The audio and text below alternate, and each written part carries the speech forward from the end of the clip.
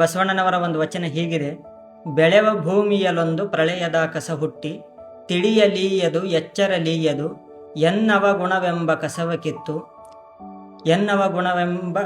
ಕಿತ್ತು ಸಲಹಯ್ಯ ಲಿಂಗ ತಂದೆ, ಸುಳಿದೆಗೆದು ಬೆಳೆದನು ಕೂಡಲ ಸಂಗಮ ದೇವ. ಇದು ಬಸವಣ್ಣನವರ ಬಹಳ ಅತ್ಯಂತ ಅರ್ಥಗರ್ಭಿತವಾದಂಥ ವಚನ. ತಾವೆಲ್ಲರೂ ಕೂಡ ಗ್ರಾಮೀಣ ಬದುಕಿನಿಂದ ಬಂದಂಥವರು ಅಂತ ನಾನು ಭಾವಿಸಿದ್ದೇನೆ. ಗ್ರಾಮೀಣ ಬದುಕಿನಲ್ಲಿ ನಾವೆಲ್ಲರೂ ಕೂಡ ಕೃಷಿ ಸಮಯದಲ್ಲಿ ಏನು ಮಾಡ್ತೀವಿ, ಒಂದು ಬೆಳೆಯನ್ನು ನಾವು ಕೃಷಿ ಮೂಲಕ ನಾವು ಒಂದು ಬೆಳೆಯನ್ನು ಬೆಳಿಬೇಕು ಅಂತಂದರೆ ಮೊದಲು ಭೂಮಿಯನ್ನು ಹದ ಮಾಡ್ತೇವೆ, ಅದಕ್ಕೆ ಗೊಬ್ಬರವನ್ನು ಕೊಡ್ತೇವೆ ಮತ್ತು ನಿಯಮಿತವಾದಂಥ ನೀರನ್ನು ಕೊಟ್ಟು ಒಂದು ಸಸಿಯನ್ನು ಬೆಳೆಸ್ತೇವೆ. ಇಷ್ಟೆಲ್ಲ ಕ್ರಮ, ಒಂದು ಒಳ್ಳೆ ಬೆಳೆ ಬರಬೇಕು ಅಂತಂದ್ರೆ ಇಷ್ಟೆಲ್ಲ ಕ್ರಮ ಬೇಕು. ಆದರೆ ಅದೇ ಹೊಲದಲ್ಲಿ, ಅದೇ ಜಮೀನಿನಲ್ಲಿ ಒಂದು ಕಸ ಬೆಳಿಬೇಕು ಅಂತಂದ್ರೆ ಇದ್ಯಾವುದೂ ಕೂಡ ಪ್ರಯಾಸವೇ ಬೇಡ.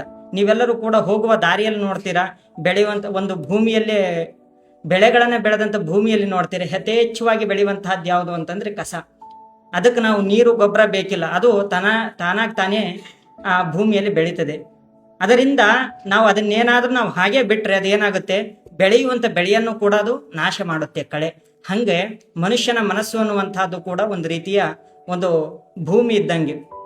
ಅದಕ್ಕೊಂದು ಕಡೆ ಹೇಳ್ತಾರೆ, ಕೆಲಸವಿಲ್ಲದ ಮೆದುಳು ದೆವ್ವಗಳ ನೆಲವೀಡು ಅಂತಂದ್ರೆ, ಯಾವ ಮನುಷ್ಯನಲ್ಲಿ ಒಂದು ಉನ್ನತವಾದಂಥ ಆಲೋಚನೆ ಇರಲ್ವೋ, ಬದುಕಿನ ಒಂದು ನಿಶ್ಚಿತವಾದಂಥ ಗುರಿ ಇರಲ್ವೋ, ಆದರ್ಶ ಇರಲ್ವೋ, ಅವನ ಮನಸ್ಸು ಏನಾಗಿರುತ್ತೆ, ದೆವ್ವಗಳ ನೆಲವೀಡು. ಯಾವಾಗಲೂ ಕೂಡ ದುರಾಲೋಚನೆಗಳಿಂದ ಅವನ ಮನಸ್ಸು ತುಂಬಿರುತ್ತೆ ಅಂತ ತತ್ವಜ್ಞಾನಿಗಳು ಹೇಳ್ತಾರೆ.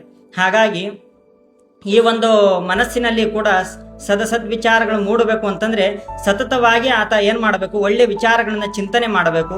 ಒಳ್ಳೆ ವಿಚಾರಗಳನ್ನ ಮೊದಲು ಕೇಳುವಂತ ಹವ್ಯಾಸವನ್ನ ನಾವು ರೂಢಿಸಿಕೊಂಡಾಗ ಏನಾಗುತ್ತೆ, ಆ ಕಳೆ, ನಮ್ಮಲ್ಲಿರುವಂತ ದುರ್ಗುಣ ಹಾಗೂ ನಮ್ಮಲ್ಲಿರುವಂಥ ದುರಾಲೋಚನೆಗಳು ದೂರ ಆಗಬೇಕು ಅಂದರೆ ನಾವು ಮೊದಲು ಏನು ಮಾಡಬೇಕು, ಗುರುಗಳ ಸನ್ನಿಧಿಗೆ ಬರಬೇಕು ಹಾಗೂ ಮಹಾತ್ಮರ ವಾಣಿಗಳನ್ನು ಕೇಳಬೇಕು. ಅಂದಾಗ ಮಾತ್ರ ನಮ್ಮ ಮನಸ್ಸಿನಲ್ಲಿರುವಂಥ ಕಲ್ಮಶಗಳೆಲ್ಲ ದೂರವಾಗಿ ನಾವೆಲ್ಲ ನಿರ್ಮಲರಾಗಲಿಕ್ಕೆ ಸಾಧ್ಯ ಇದೆ.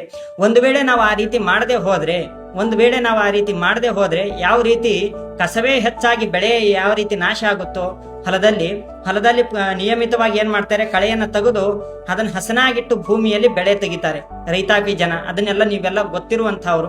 ಹಾಗಾಗಿ ಯಾವ ರೀತಿ ಭೂಮಿಯನ್ನ ಹಸನಾಗಿಟ್ಟು ಬೆಳೆಯನ್ನು ತೆಗಿತೇವೋ ಅದೇ ರೀತಿ ನಮ್ಮ ಉತ್ತಮವಾದಂಥ ಭವಿಷ್ಯಕ್ಕೆ ವಿದ್ಯಾರ್ಥಿ ಜೀವನದಲ್ಲಿ ಆಗಿರಬಹುದು ಅಥವಾ ಮುಂದಿನ ಜೀವನದಲ್ಲಿ ಆಗಿರ್ಬೋದು, ಉತ್ತಮ ಗುಣಗಳನ್ನ ಮತ್ತು ಉತ್ತಮವಾದಂಥ ಹವ್ಯಾಸಗಳನ್ನ ನಾವು ರೂಢಿಸಿಕೊಳ್ಳಬೇಕು ಅಂತಂದ್ರೆ ಅದು ವಿಚಾರಗಳನ್ನ ಮಹಾತ್ಮರಿಂದ ಕೇಳೋದು, ಗುರುಗಳಿಂದ ಕೇಳೋದು, ಅದನ್ನ ಸಾಧ್ಯವಾದಷ್ಟು ಮಟ್ಟಿಗೆ ನಮ್ಮ ಬದುಕಿನಲ್ಲಿ ಅಳವಡಿಸಿಕೊಳ್ಳೋದ್ರಿಂದ ನಾವು ಎಲ್ಲ ದುಶ್ಚಟಗಳಿಂದ ದೂರರಾಗಿ ನಾವೆಲ್ಲರೂ ಕೂಡ ಒಳ್ಳೆ ಆಚಾರವಂತರಾಗಿ ನಾವೆಲ್ಲರೂ ಕೂಡ ಸದಾಚಾರಿಗಳಾಗಿ ಬಾಳಲಿಕ್ಕೆ ಸಾಧ್ಯ ಇದೆ ಅನ್ನುವಂಥದ್ದು ಬಸವಣ್ಣನವರ ಆಶಯ. ಹಾಗಾಗಿ ನಾವೆಲ್ಲರೂ ಕೂಡ ಗುರುಗಳ ಆಶೀರ್ವಾದದಿಂದ ಸದ್ಗುಣಿಗಳಾಗೋಣ, ಸದ್ವರ್ತನೆಗಳಿಂದ ಕೂಡಿರುವಂತವರಾಗೋಣ ಅಂತ ಹೇಳಿ,